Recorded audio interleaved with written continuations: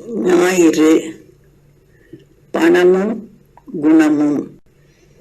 என் அனுபவத்தில் கேட்டது. ஒரு நாய் கழுத்தில் தங்க நகை அணிந்து இருந்தால் அதன் பின் பலரும் செல்வார்கள் என்பது. பார்த்திருக்கிறேன். வயதில் மூர்த்தவர்கள் கூட சிறியவர்கள் பணம் கொடுத்திருந்தால் அவர்களுக்கு சாமரம் வீசுவது, புகழ்ந்து பேசுவது, அவர்கள் வழி தோன்றல்களுக்கும் அதே மரியாதை. அந்த சிறியவர்கள் யாரையாவது பகையாய் நிறைத்தால் அந்த ஜால்ராக்களும் அவர்களை விட்டு ஒதுங்கி இருப்பது. சிரித்திருக்கிறேன். பணங்கள் காரியம் தேடி செல்ல கை கழுவி விடுவார்கள்.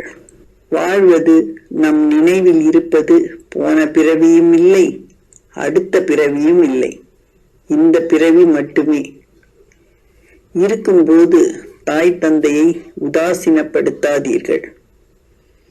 மறைந்த பின் அவர்களை உங்களால் சந்தோஷப்படுத்த முடியுமா?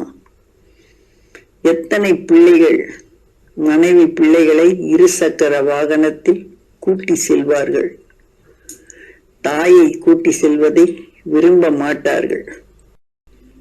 நெஞ்சு பொறுக்கதில்லையே என்று பாரதியார் உலகில் நடப்பதை சொல்லி புலம்பி இருப்பார். வீட்டுக்குள்ளேயே நிறைய காரண காரியங்களை பார்க்க கேட்க நெஞ்சு பொறுக்கவில்லை. ஒன்றும் செய்ய முடியாது. வீட்டையே செய்ய முடியாத போது நாட்டை என்ன செய்ய முடியும்? பணம் பத்தும் செய்யும், பத்தாததையும் செய்யும்.